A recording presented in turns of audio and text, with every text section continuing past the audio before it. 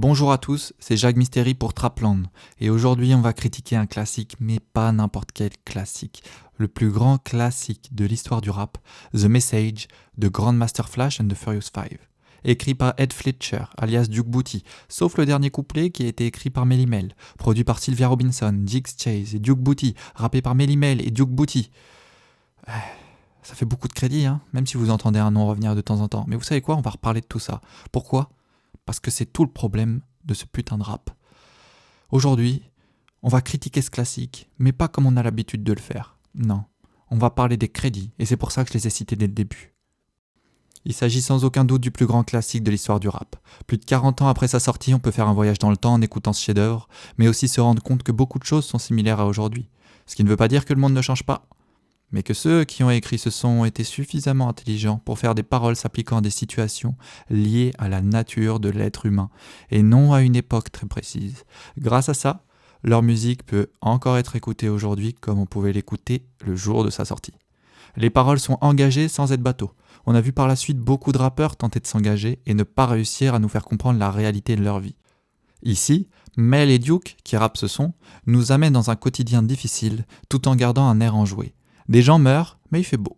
Ils montrent leur optimisme, malgré leur manque de chance d'être nés noirs dans un pays profondément raciste. Et ils transforment ce manque de chance en un pouvoir, celui de créer une culture. Rien que ça. Alors, je vais pas m'étaler là-dessus, parce qu'il y a plein d'autres articles, plein d'autres podcasts, d'endroits où vous pouvez voir pourquoi ce morceau est le plus important de l'histoire du rap et du hip-hop. Si vous ne le savez pas, je vous encourage à aller voir ça.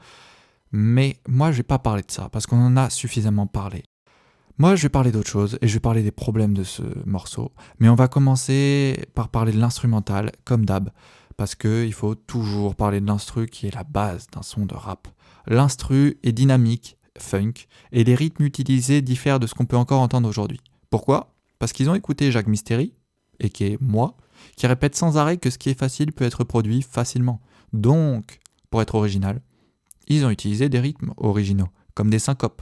Comme ce qu'a fait Freeze et ses équipes, vous vous rappelez, dans le dernier podcast, j'en parlais. Ou comme ce que fait Eminem, selon Jay-Z.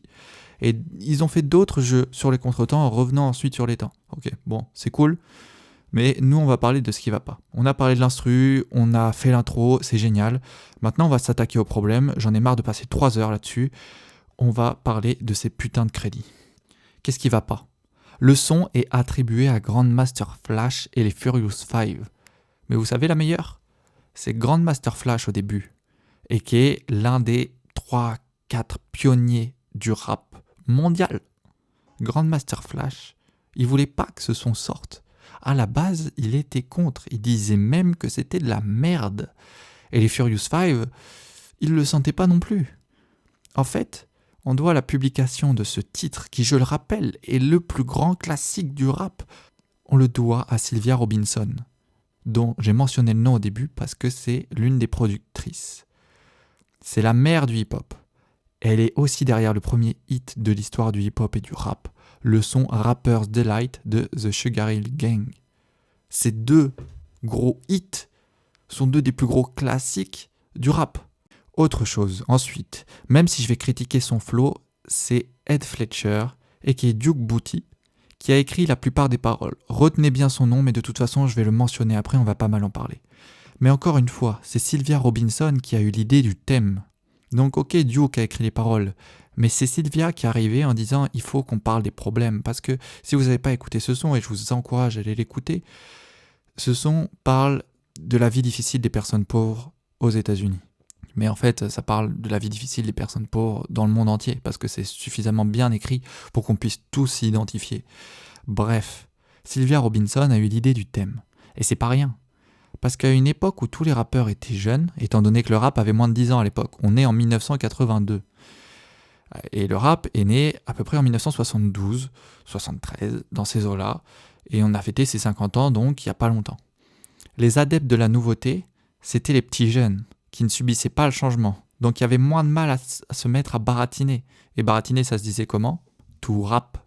Ça se disait rap. Et voilà comment est né le rap à peu près. Et vous savez d'ailleurs, pour l'anecdote, que c'est un des membres des Furious Five qui a inventé le terme hip-hop. Voilà, il se moquait des soldats de l'armée qui marchaient et il les imitait en disant hip hop, hip hop. Voilà, c'était l'anecdote. Bon, bref, vous pourrez aller chercher pour regarder toutes ces choses-là, c'est cool. Mais là, nous, on va parler des problèmes parce que j'ai envie de faire chier le monde. Donc les jeunes, qui étaient ceux qui avaient pris le hip hop parce que c'était une nouvelle chose, et comme c'était des jeunes, ils avaient pour la plupart pas conscience des malheurs du monde autant que les vieux. Et c'est là que Sylvia entre en jeu, elle a plus de 40 ans. Donc la madame, elle a déjà vécu sa vie, elle est née en 1936, voilà quoi, elle a déjà sa vie. Et ben elle arrive avec la conscience des problèmes du monde et elle fait le pont entre la jeunesse dont elle prend la culture et la vieillesse dont elle prend la mentalité. Elle mélange les deux et ça donne une nouvelle forme de musique qui est diffusée dans le monde entier car les adultes trouvent cette musique suffisamment mature dans le fond pour diffuser sa forme. En fait, c'est l'origine du rap conscient. The Message, c'est un message, ok, mais pas celui de Grandmaster Flash, et à peine celui des Furious Five, parce que bon, il y a quand même 2 membres des Furious Five qui y ont participé, mais tous les autres n'y ont pas participé. Non, c'est surtout le message de Sylvia Robinson qui nous apprend à vivre ensemble, les vieux et les jeunes, tout comme les pauvres et les riches, les noirs et les blancs. Elle a choisi de donner une voix au hip-hop, et en toute humilité et en toute intelligence, elle a choisi une voix qui n'était pas la sienne. En effet, femme, noire, de plus de 40 ans, elle a donné l'opportunité à de jeunes hommes noirs de représenter une jeunesse entière dans le patriarcat, parce qu'elle savait sûrement qu'ils auraient plus de crédibilité que si elle le faisait. Mais il est important de donner à Sylvia Robinson les lauriers qu'elle mérite. Retenez bien son nom, Sylvia Robinson. Ensuite, on va parler de Duke. Vous savez, au tout début, je vous parlais d'un gars qui s'appelle Ed Fletcher, alias Duke Booty. Ok. L'histoire de Duke dans ce son, c'est quelque chose. Si vous écoutez ce son, vous vous direz, parce que oui, c'est lui qui rappe les 3e et 4e couplets, même s'il a écrit quasiment tout le son, il rappe que les 3e et 4e couplets. Mel, lui, il rappe les 1er, 2e et dernier couplets. Il y a 5 couplets en tout. Et si vous écoutez ce son, vous vous direz qu'il articule pas assez, et que son intonation est monotone. Sauf qu'à l'époque, déjà, il se distinguait. Et si vous m'écoutez dans les autres podcasts, vous savez à quel point j'aime l'originalité. Lui, il en a amené. Mais quand on écoute comme ça, on se dit « super écrivain, mais mauvaise voix ». Et il est relayé au second plan à cause de ça. Sauf que c'est lui qui a écrit quasiment tout le son. Et après le mérite qu'on a réattribué à Sylvia Robinson, on doit aussi parler de ce que Duke a subi dans cette histoire. Déjà, Ed Fletcher, Duke, son nom n'est pas dans le titre. Il n'est pas Grandmaster Flash, et il ne fait pas partie des Furious Five. Mais non seulement il a écrit quasiment toutes les paroles, mais il a aussi joué quasiment tous les instruments de la prod. Pourtant, même s'il a reçu de l'argent pour ses droits d'auteur, et heureusement, même si on ne sait pas quel pourcentage, il n'est pas dans le titre. Il n'est pas sur la pochette cover de ce titre. Il n'est pas non plus dans le clip. Tout a été fait pour qu'il ne soit pas mis en avant. Seule sa voix a été gardée.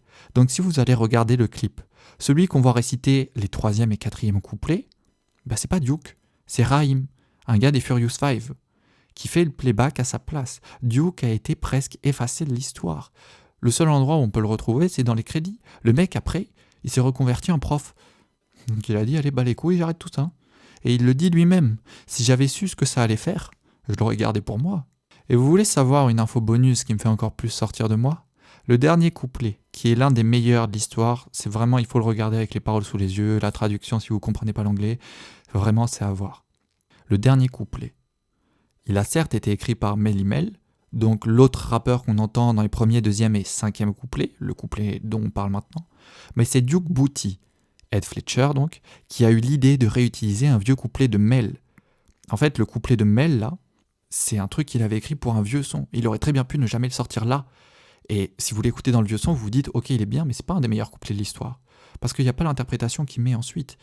Sauf que s'il avait écrit des nouvelles paroles, avec certes une très bonne intonation, il y aurait encore eu que 50% des choses.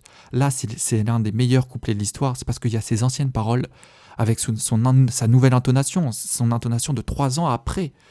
Donc tout le travail qu'il a fait depuis. Et ça, c'est grâce à l'ingéniosité de Duke Booty qui lui a dit « mais réutilise ce couplet-là ». Et c'est d'ailleurs Duke qui a dû montrer à Mel comment rapper tous ces couplets. Donc si vous vous dites que Mel rappe mieux que Duke, dites-vous que c'est grâce à Duke.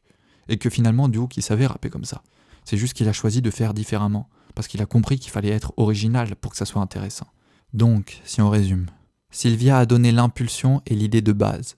Duke a mis les mots, et Mel a incarné l'image, mais c'est le nom de Grandmaster Flash qui est écrit en gros.